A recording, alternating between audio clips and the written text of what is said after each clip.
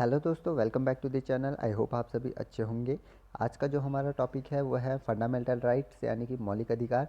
चलिए वीडियो की शुरुआत करते हैं और जानते हैं कि किन किन मौलिक अधिकारों के बलबूते या किन किन मौलिक अधिकारों के तहत हम भारतीय संविधान के अंतर्गत रह सकते हैं।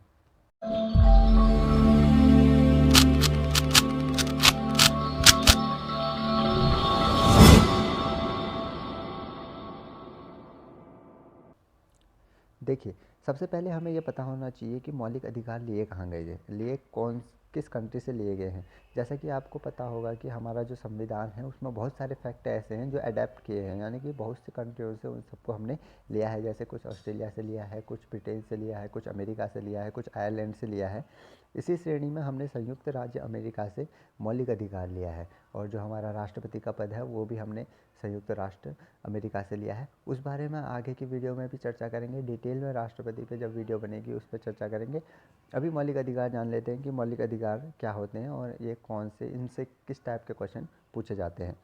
मौलिक अधिकार, इसका वर्णन संविधान के भाग 3 में अनुच्छेद 12 से 35 तक का होता है। ठीक है, जब क्वेश्चन पूछा जाएगा कि मौलिक अधिकार कौन से भाग में मिलते हैं तो सीधा सा आंसर होगा कि भाग 3 में। ठीक है, उसके बाद प्रश्न पूछेगा कि यह कौन से अनुच्छेद से कौन से अनुच्छेद तक है, तो आंसर होगा सीधे से अनुच्छेद 12 से 35 तक। ठीक है, यानी कि कभी पूछेगा मौलिक अधिकार कौन से अनुच्छेद से कौन से अनुच्छेद तक है, तो अनुच्छेद 12 से अनुच्छेद 35 तक हमें मौलिक अधिकार देखने को मिलते हैं। संविधान के भाग 3 को भारत का अधिकार पत्र कहा जाता है, यानी कि मैग्ना कार्टा की संज्ञा दी गई है मौलिक अधिकार को, भाग 3 को।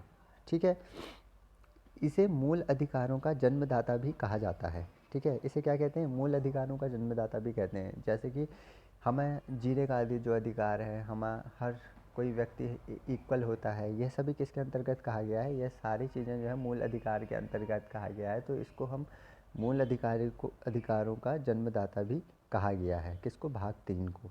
ठीक है, मौलिक अधिकारों में संशोधन हो सकता है एवं राष्ट्रीय आपात के दौरान जीवन एवं व्यक्तिगत स्वतंत्रता के अधिकार को छोड़कर अन्य मौलिक अधिकारों को स्थगित किया जा सकता है। ठीक है, जीवन और व्यक्तिगत स्वतंत्रता, जो आपकी पर्सनल फ्रीडम है उसको छोड़ के, और लाइफ की जो आपकी स्वतंत्रता है उसको छोड़ के बाकी सभी को स्थगित किया जाता है। यानी कि आप समान नहीं होंगे, आप क्या बोलते हैं, कहीं भी जाके अर्न नहीं कर सकते, कहीं भी जाके आप बिजनेस नहीं कर सकते, या आप कहीं भी नहीं जा सकते, आप कहीं घूम नहीं सकते, आप किसी के खिलाफ़ कुछ बोल नहीं सकते। ठीक है, आपको आप पर बहुत सारे तरीके का मतलब बंदी कर दी जाती है कि आप ये नहीं कर सकते। सिर्फ आप जी सकते हैं और आपका व्यक्तिगत जो आप पेशा रखते हैं सिर्फ उसी पे आगे बढ़ सकते हैं। ठीक है, सिर्फ कब, जब राष्ट्रीय आपात लगा हो, यानी कि अनुच्छेद 352 जब एक्टिव होगा, जब राष्ट्रीय आपातकाल लगा रहेगा तब। ठीक है, चलिए आगे बढ़ते हैं। मूल संविधान में 7 मौलिक अधिकार थे। ठीक है, जब संविधान बना था तब हमारे पास 7 मौलिक अधिकार थे।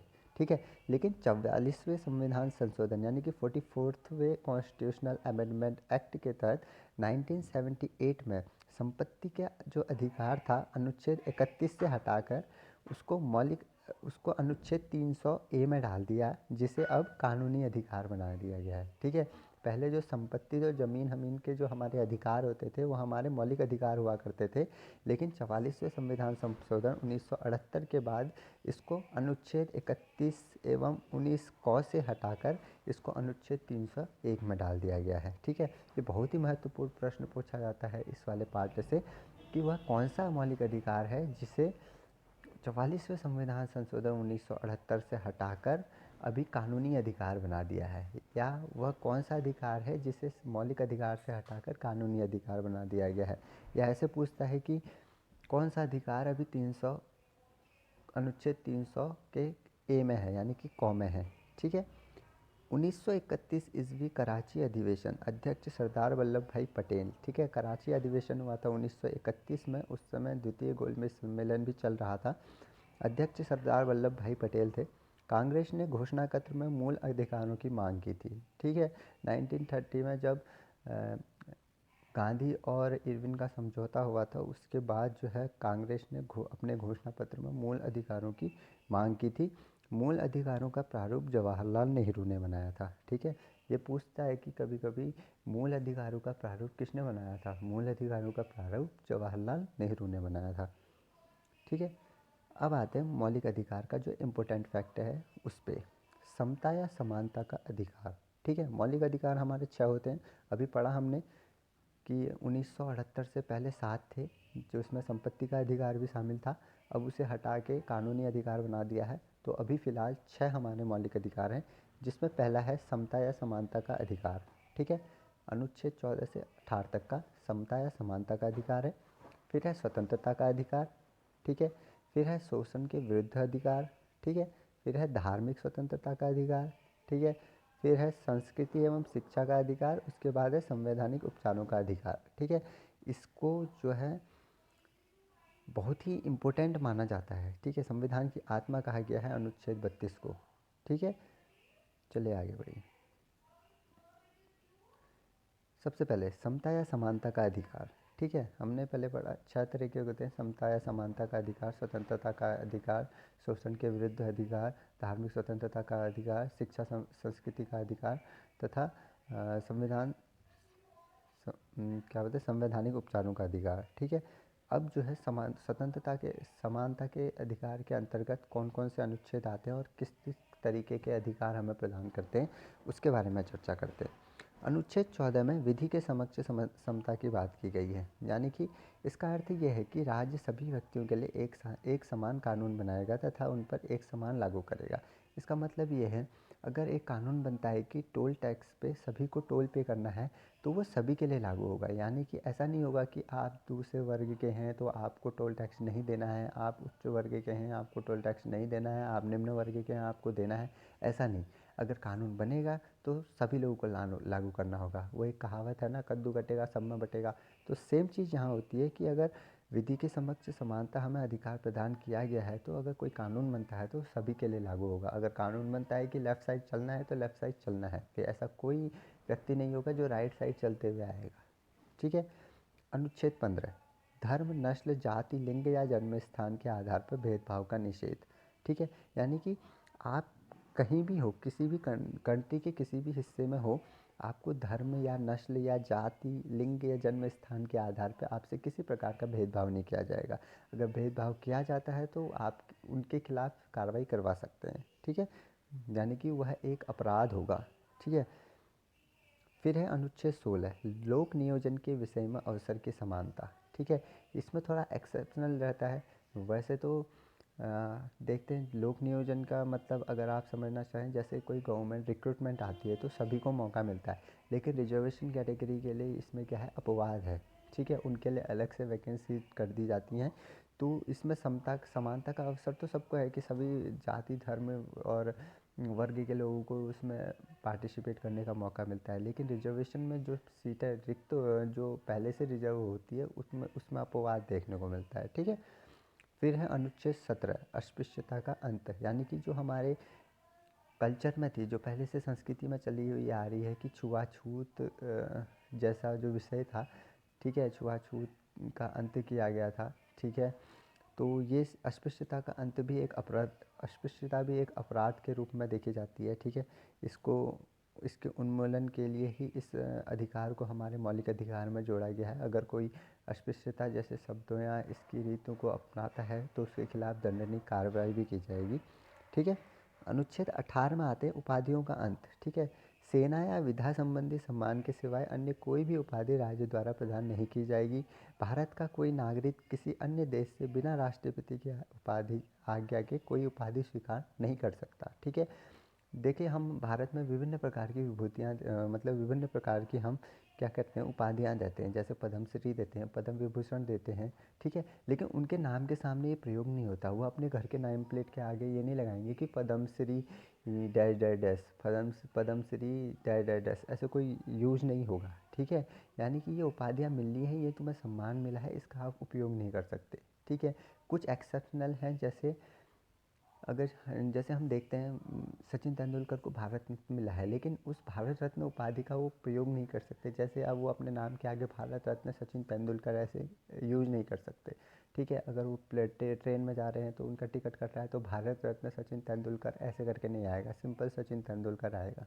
ठीक है, और आर्मी का देखते हैं तो अगर किसी को भी बुलाते हैं, अगर उसके नाम के आगे कर्नल लगा है, लेफ्टिनेंट लगा है या कुछ और उपाधि उनके आगे लगे, तो उनको नाम की, उनकी उपाधि के अकॉर्डिंग उनको जाना जाता है, ठीक है। और कुछ एक्सेप्शनल इसमें भी हैं, जैसे महात्मा राष्ट्रपिता, ठीक है। महात्मा गांधी राष्ट्रपिता के नाम से उनको हम संबोधित करते हैं, यानी कि उनकी उपाधि है। जैसे राजा राम मोहन राय, अकबर द्वितीय ने उनको संज्ञा दी थी राजा की।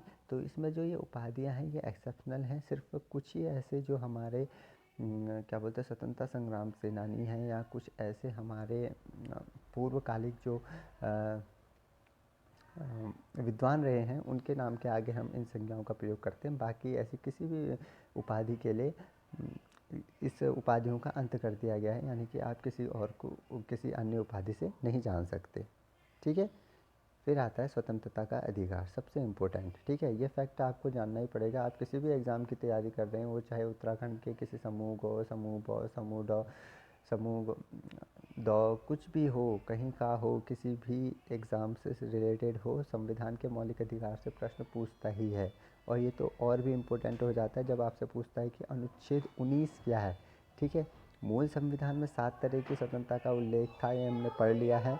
अब सिर्फ 6 हैं, इसमें भी 6 हमने कौन कौन सी है वो भी पढ़ा है, अब उनका हम डिस्क्रिप्टिव रूप में पढ़ रहे हैं, ठीक है। अनुच्छेद 19 में जो है आपको विभिन्न तरह की स्वतंत्रता का अधिकार मिलता है, ठीक है। जैसे 19A की बात करते हैं, 19 के क की बात करते हैं, तो बोलने की स्वतंत्रता, आप बोल सकते हैं, सिर्फ देशद्रोह, देश के विरुद्ध आपने कुछ नहीं बोलना है, बाकी आपको बोलने की अभिव्यक्ति है, यानी कि बोलने की स्वतंत्रता है, आप बोल सकते हैं, कुछ भी बोल सकते हैं। अनुच्छेद 19B के तहत देखते हैं तो शांतिपूर्वक बिना हथियारों के एकत्रित होने और सभा करने की स्वतंत्रता, ठीक है।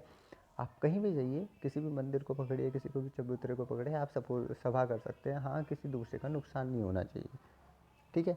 19C में भी ऐसा ही है, संघ बनाने की स्वतंत्रता, ठीक है।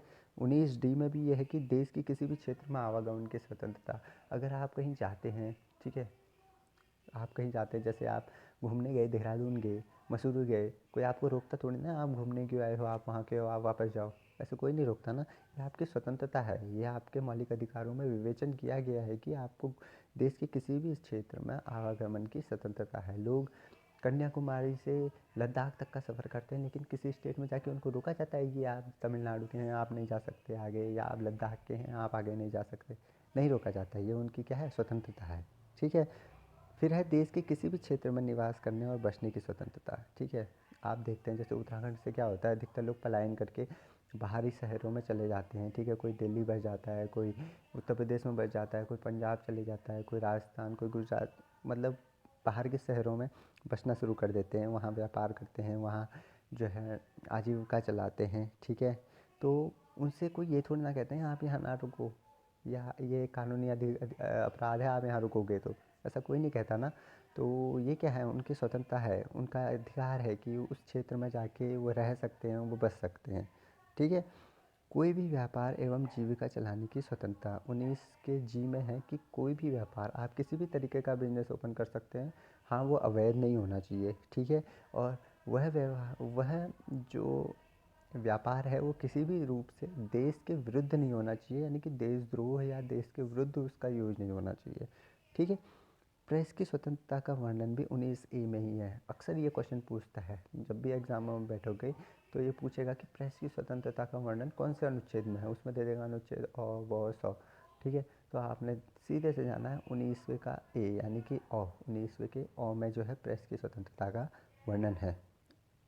आपकी एक इन्फॉर्मेशन के लिए बता दूं कि जो जीएस का सबसे मूल स्रोत है, यानी कि ल्यूसेंट बुक, ये ल्यूसेंट से पढ़ाया जा रहा है आपको, तो आप अच्छे से ध्यान दीजिएगा। आप इसमें स्क्रीनशॉट लेके इसको उतार भी सकते हैं, ठीक है। बहुत ही यूज़फुल कंटेंट माना जाता है ल्यूसेंट का, ठीक है। अगर कोई एक्स्ट्रा नॉलेज आपको देनी होगी तो मैं अलग से आपको दे दूँगा, ठीक है। फिर आता है अनुच्छेद 20। अनुच्छेद 20 के तहत अपराधों के लिए दोष सिद्धि के संबंध में संरक्षण, ठीक है। इसके तहत 3 प्रकार की स्वतंत्रता का वर्णन है। किसी भी व्यक्ति को एक अपराध के लिए सिर्फ एक बार सज़ा मिलेगी, ठीक है। अनुच्छेद 20 के अंतर्गत ये कहा गया है कि अगर किसी व्यक्ति को एक सज़ा हुई है, यानी कि उसने कोई दोष किया है, तो उसको सिर्फ एक ही बार सज़ा मिलेगी, उसके बाद उसके लिए बार बार सज़ा नहीं मिलेगी कि एक अपराध किया है अभी इसको 6 महीने की सज़ा दो, फिर 12 महीने की सज़ा दो, ऐसा कुछ नहीं होगा। एक सज़ा की है तो सिर्फ उसको एक अपराध किया है तो उसको सिर्फ एक ही सज़ा मिलेगी, ठीक है। अपराध करने के समय जो कानून है उसी की तहत सज़ा मिलेगी, ना कि पहले और बाद में बनने वाले कानून की तहत।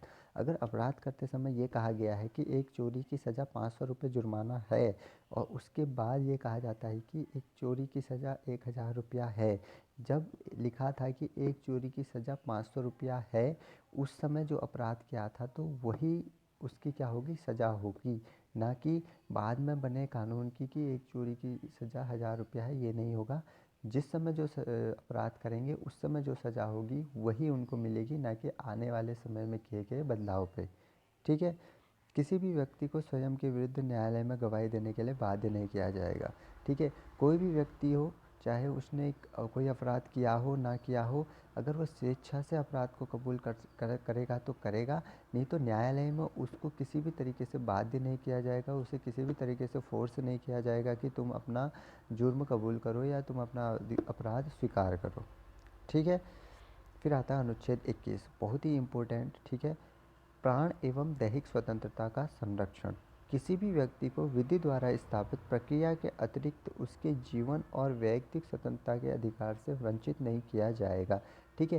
यानी कि किसी भी व्यक्ति, भारतीय संविधान के अंदर जो भी भारतीय नागरिक है उसको विधि द्वारा स्थापित प्रक्रिया के अतिरिक्त, यानी कि अगर कोई जुल्म करता है, जैसे माना उसको फांसी की सज़ा होगी, तभी उसको प्राण एवं दैहिक स्वतंत्रता से वंचित किया जाएगा, नहीं तो किसी भी रूप में किसी भी व्यक्ति का प्राण लेना या उसकी दैहिक स्वतंत्रता से उसको वंचित करने का अधिकार किसी को नहीं है, यह आपराधिक श्रेणी में आएगा, ठीक है। यानी कि आप खुद का सुसाइड भी करते हैं तो आपको सुसाइड से अगर बच भी गए ना आप, उसके बाद आपको जो है सज़ा मिलेगी। आप ये मत सोचना कि आप घर बैठ के आराम से रहेंगे। आपने अपने प्राणों का दैहिक स्वतंत्रता को वंचित करने का प्रयास किया है तो आप उसके लिए अपराधी होंगे, अपनी स्वयं की जान लेने के चक्कर में भी, ठीक है। तो सुसाइड अटेम्प्ट करने का भी ना सोचे, चाहे कितने भी बुरे हाल हों या कितने ही अच्छे हाल हों। आप पे ये अधिकार नहीं है कि आप खुद के जीवन की भी जो है खुद के जीवन को भी समाप्त कर सकें। यह आपके अनुच्छेद 21 के अंतर्गत प्राण एवं दैहिक स्वतंत्रता का पूर्ण रूप से हनन होगा, ठीक है। इसके बाद आता है अनुच्छेद 21 का क, ठीक है। ये बहुत ही इम्पोर्टेंट है। 86वां संविधान संशोधन 2002, ठीक है। 86वां संविधान संशोधन 2002 के तहत ये कहा गया है कि राज्य में 6 से लेकर 14 वर्ष की आयु तक के बच्चों को ऐसे ढंग से जैसा कि राज्य विधि द्वारा अवधारित करे निःशुल्क तथा अनिवार्य शिक्षा उपलब्ध कराएगा। यानी कि प्रत्येक राज्य का ये कार्य होगा कि राज्य में उपस्थित जितने भी बालक हैं या बालिका हैं 6 वर्ष से 14 वर्ष तक के, उनको निःशुल्क शिक्षा की व्यवस्था की जाएगी। आपने देखा होगा कि बहुत से प्राथमिक विद्यालय होते हैं, सरकारी प्राथमिक विद्यालय होते हैं, वहाँ फीस नहीं होती है, बहुत कम फीस होती है। वहाँ मिड डे मील की भी व्यवस्था है, उनको कपड़े भी प्रोवाइड किए जाते हैं, उनको बुक्स भी प्रोवाइड कराई जाती हैं, ठीक है। ये सारी चीज़ प्रोवाइड कराई जाती है ताकि उनको निःशुल्क शिक्षा मिल सके, ठीक है। अगर किसी रूप से किसी के घर से या किसी के माता पिता द्वारा 6 से 14 वर्ष के आयु के बच्चों को स्कूल नहीं भेजा जाता है तो उनके माता पिताओं के ऊपर कार्रवाई की जा सकती है। इसलिए आप ये ध्यान रखें कि अनुच्छेद 21 क की तरह यह आपका अधिकार है कि कहीं पे भी आपको 6 से 14 वर्ष का बालक अगर दिखता है तो उसको अनिवार्य शिक्षा के लिए भेजा जाए, ठीक है। ठीक है, आगे समझ में अनुच्छेद 21 को, ठीक है। अगर कभी क्वेश्चन पूछता है कि वह कौन सा अनुच्छेद है जिसके तहत आपको निःशुल्क शिक्षा का प्रावधान किया गया है, तो वह है अनुच्छेद 21 का क, यानी कि 86वां संविधान संशोधन 2002। बहुत बार ऐसे भी पूछा जाता है कि निःशुल्क शिक्षा का प्रावधान कौन से संविधान संशोधन के तहत किया गया है, तो वह 86वां संविधान संशोधन 2002, ठीक है। फिर आता है अनुच्छेद 22 यानी कि आर्टिकल 22, कुछ दशाओं में गिरफ्तारी और निरोध के संरक्षण में, ठीक है। यह आप समझ जाएंगे अभी। अगर किसी भी व्यक्ति को मनमाने ढंग से हिरासत में ले लिया गया हो तो उसे 3 प्रकार की स्वतंत्रता प्रदान की गई है। हिरासत में लेने का कारण बताना होगा, 24 घंटे के अंदर उसे दंडाधिकारी के समक्ष पेश किया जाएगा, उसे अपने पसंद के वकील से सलाह लेने का अधिकार होगा। अगर आपको किसी भी कारणवश पुलिस वाले या अन्य कोई राजस्व के अधिकारी उठा के ले जाते हैं, आपको उठा के ले जाने का मतलब है आपको किसी भी कारणवश आपको ले जाते हैं, तो आप उनसे ये पूछ सकते हैं कि कारण क्या है, मुझे वारंट दिखाइए, मुझे रीज़न बताइए कि मुझे किस रीज़न के आधार पे, किस कारण के तहत आप मुझे यहाँ से ले जा रहे हैं, ठीक है। अगर वो आपको ले भी गए तो 24 घंटे के भीतर वह आपको कोर्ट में पेश करेंगे, यानी कि दंडाधिकारी के अंदर पेश करेंगे, ठीक है। आ, इस टाइम में 24 घंटे के अंतर्गत अगर आप कहीं लंबी दूरी से ट्रैवल करते हुए आपको ला रहे हैं तो वो काउंट नहीं होगा। आपको जेल में या थाने में 24 घंटे से ज़्यादा नहीं रख सकते, या कहीं और जगह पे 24 घंटे से ज़्यादा नहीं रख सकते। वो ट्रैवल जो टाइम होगा वो काउंट नहीं होगा, ठीक है। फिर है अपने पसंद के वकील से सलाह लेने का अधिकार। बहुत सारे गवर्नमेंट वकील से होते हैं, प्राइवेट वकील से होते हैं, ठीक है। आप किसी से भी सलाह ले सकते हैं, ये आपका अधिकार है। आप थाने के अंदर भी हैं तो आप वहाँ भी अपना सलाह ले सकते हैं, ठीक है। अधिकार, ठीक है, बहुत ही इम्पोर्टेंट। अनुच्छेद 23 ये पूछा जाता है कि अनुच्छेद 23 किस पर आधारित है। तो मानव के दुर्व्यापार और बलात्श्रम का प्रतिषेध, ठीक है। इसके द्वारा किसी भी व्यक्ति की खरीद बिक्री, बेगारी तथा इसी प्रकार का अन्य जबरदस्ती लिया हुआ श्रम निषिद्ध ठहराया गया है, जिसका उल्लंघन विधि के अनुसार दंडनीय अपराध है, ठीक है। भारतीय संविधान ने इसको दंडनीय अपराध की श्रेणी में रखा है कि मानव का दुर्व्यापार नहीं होगा, यानी कि आप किसी को बेच नहीं सकते।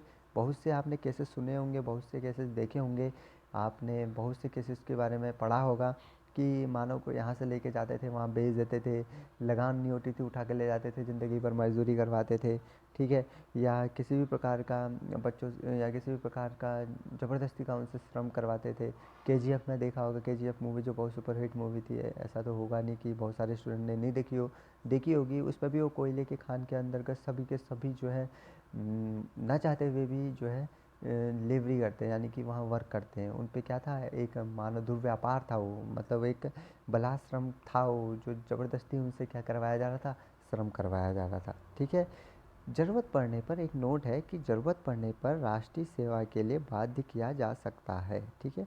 यानी कभी भारतीय शासन को लगे या भारतीय गणतंत्र को लगे कि अभी हमें सभी लोगों की आवश्यकता है, तो आपसे ज़बरदस्ती काम करवा सकता है।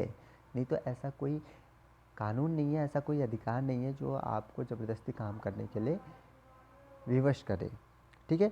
फिर अनुच्छेद 24 के तहत ये कहा गया है कि बालकों के नियोजन का प्रतिषेध।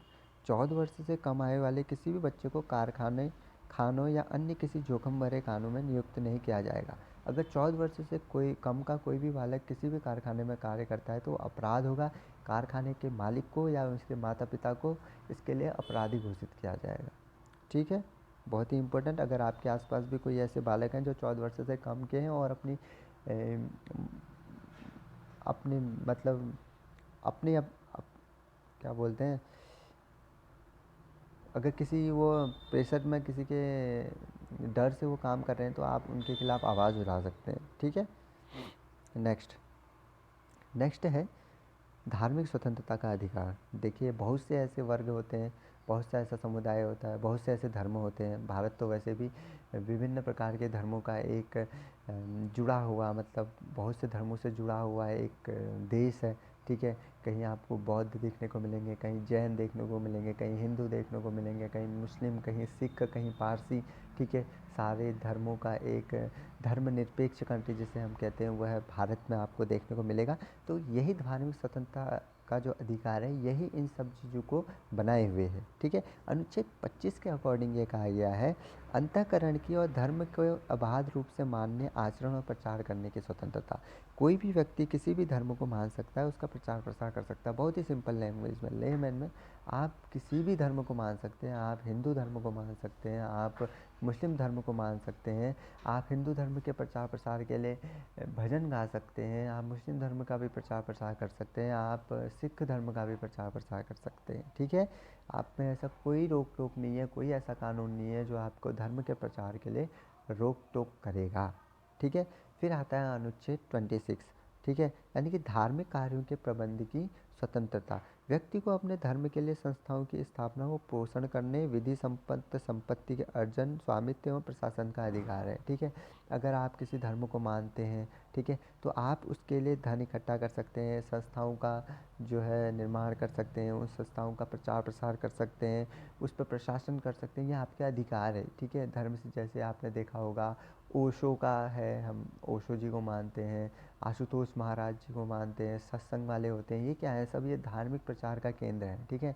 यहाँ के लिए ये संस्थाओं का जो है निर्माण करते हैं, फिर संपत्ति का जो है अर्जन करते हैं, फिर स्वामित्व करते हैं, फिर उनमें प्रशासन करते हैं, ठीक है। फिर आता है अनुच्छेद 27। राज्य के किसी भी व्यक्ति को ऐसे कर देने के लिए बाध्य नहीं किया जाएगा, ठीक है। कोई भी व्यक्ति हो, कहीं का भी हो, किसी को बाध्य नहीं किया जाएगा कि तुम हमारे धर्म के प्रचार के लिए कर प्रदान करो, तुम इस धर्म को बढ़ावा देने के लिए कर दो, टैक्स दो, ऐसा कोई वो नहीं होगा।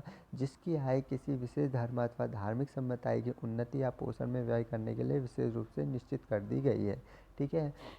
कोई भी राज्य सरकार हो वो ये नहीं कहेगा कि हमें हिंदू धर्म का प्रचार करना है, आपको ये टैक्स अलग से देना पड़ेगा, ऐसा कोई नहीं कहेगा, ठीक है। किसी भी रूप से आपको बाध्य नहीं किया जाएगा, ठीक है। फिर आता है अनुच्छेद 28। राज्य विधि से पूर्णतः पोषित किसी शिक्षण संस्था में कोई धार्मिक शिक्षा नहीं दी जाएगी। ऐसे शिक्षण संस्थान अपने विद्यार्थियों किसी भी धार्मिक अनुष्ठान में भाग लेने या किसी धर्मोपदेश को बिलास सुनने हेतु बाध्य नहीं कर सकेंगे, ठीक है। किसी भी शिक्षा संस्थान में राज्य विधि से पूर्णतः पोषित, यानी कि राज्य सरकार द्वारा जो भी शिक्षा संस्थान चलाए जाएंगे उसमें किसी भी रूप से धार्मिक शिक्षा नहीं दी जाएगी, यानी कि या तो मजहबी शिक्षा नहीं दी जाएगी, यानी कि ना ही हिंदू की शिक्षा दी जाएगी, ना ही मुस्लिम की शिक्षा दी जाएगी, ना ही सिख की शिक्षा दी जाएगी, ठीक है। ऐसे शिक्षण संस्थान अपने विद्यार्थियों को किसी धार्मिक अनुष्ठान में भाग लेने या किसी धर्मोपदेश को लाभ सुनने हेतु बाध्य नहीं कर सकते, ठीक है। यानी कि वह संस्थान किसी को कहेंगे कि जबरन तू इसका ये जो है भाषण जो चल रहा है या जो भी टॉपिक चल रहा है इसको सुनो, इस टाइप से किसी को बाध्य नहीं करेंगे, या आप उधर की संस्कृति में प्रोग्राम करने जाओ, ये कोई बाध्य रूप नहीं है। अगर आपकी इच्छा है, आप मन से चाहते हैं कि आपको राम जी का रोल प्ले करना है, आपको वहाँ जाना चाहिए तो आप जाइए। आपको अगर लगता है कि आपको मौलवी बन के अपने आप को प्रकट करना है लोगों के सामने तो आप जा सकते हैं, ठीक है। ये इसके लिए आपको किसी प्रकार की बाध्य नहीं है, किसी प्रकार की रोक टोक नहीं है। फिर आता है संस्कृति एवं शिक्षा संबंधी अधिकार, ठीक है। अनुच्छेद 29, ठीक है, यानी कि आर्टिकल 29 के अंतर्गत ये कहा है अल्पसंख्यक वर्गों के हितों का संरक्षण, यानी कि जो हमारे अल्पसंख्यक वर्ग हैं जैसे मुस्लिम हो गया, सिख हो गया, पारसी हो गया, बौद्ध हो गया, जैन हो गया, ईसाई हो गया, ये 6 समुदाय जो हैं हमारे अभी अल्पसंख्यक वर्ग कहलाते हैं। हिंदुस्तान जो भारत है इसमें हिंदू वर्ग जो है बहुत अधिक मात्रा में है, तो मुस्लिम, पारसी, ईसाई, सिख, बौद्ध एवं जैन को हम अल्पसंख्यक वर्गों में रखते हैं, ठीक है। कोई भी अल्पसंख्यक वर्ग अपनी भाषा, लिपि और संस्कृति को सुरक्षित रख सकता है, ठीक है। किसी की अगर भाषा स्पेशल है, वह अपनी लिपि स्पेशल है, संस्कृत हो, तो उनको सुरक्षित रह सकता है। केवल भाषा, जाति, धर्म और संस्कृति के आधार पर उसे किसी भी सरकारी शैक्षिक संस्था में प्रवेश से नहीं रोका जाएगा, ठीक है। उनको किसी भी शैक्षिक संस्था में प्रवेश से नहीं रोका जाएगा। किस आधार पे? उसकी भाषा के आधार पे, जाति के आधार पे, धर्म के आधार पे, संस्कृति के आधार पे, किसी भी रूप से उसको कहीं पे भी रोका नहीं जाएगा, ठीक है। यानी कि पहले कहा था ना, समता समानता, किसी भी रूप से किसी को किसी भी तरह से विधि के समक्ष कोई जो है सब इक्वल हैं, ठीक है। तो वही चीज़ है, यहाँ भी किसी से किसी तरह का भेदभाव नहीं किया जाएगा, ठीक है। फिर है अनुच्छेद 30, शिक्षा संस्थाओं की स्थापना और प्रशासन करने का अल्पसंख्यक वर्गों का अधिकार, यानी कि सिर्फ बहुसंख्यक वर्ग ही नहीं, अल्पसंख्यक वर्ग भी शिक्षा संस्थाओं की स्थापना कर सकते हैं, शैक्षणिक संस्था चला सकते हैं, उस पर प्रशासन कर सकते हैं, और सरकार अगर अनुदान प्रदान करती है तो किसी भी प्रकार का उसमें भेदभाव नहीं किया जाएगा कि बहुवर्ग जो बहुसंख्यक वर्ग हैं उनको अलग अनुदान मिल रहा है और अल्पसंख्यक वर्ग को अलग, ऐसा नहीं, दोनों को इक्वल फंडिंग होगी, किसी भी तरह का भेदभाव यहाँ पे मंजूर नहीं होगा, ठीक है। इसके बाद आता है अनुच्छेद 32 के तहत हमने संवैधानिक उपचारों का अधिकार पढ़ा था, ठीक है। इस टॉपिक पे वीडियो में आपको जो है पूरे एक डिटेल वीडियो बनाऊंगा, उस पर आपको इसके बारे में बताया जाएगा, ठीक है, कि इस तरह का इसका हम उपयोग कैसे कर सकते हैं, ठीक है। इसमें रेट होती हैं जिसके ज़रिए आपको बहुत बेहतरीन तरीके के मतलब आपको अधिकार मिलते हैं, ठीक है। डॉक्टर भीमराव अंबेडकर ने इसको संविधान की आत्मा कहा है। इसको नेक्स्ट वीडियो में पूरा कवर करेंगे कि किस तरीके की होती है, क्या होता है इसमें, ठीक है। तब तक के लिए आप हमारे चैनल से बने रहिए। अगर आपको हमारा चैनल पसंद आता है, हमारी ये वीडियो पसंद आती है तो वीडियो को लाइक कीजिए, ज़्यादा से ज़्यादा कमेंट कीजिए, ठीक है। और अपने फ्रेंड सर्कल, अपने स्टूडेंट जोन में इसको शेयर कीजिए ताकि नॉलेज आप सभी तक पहुंचते रहे। तब तक के लिए अपना ख्याल रखिए। Thank you.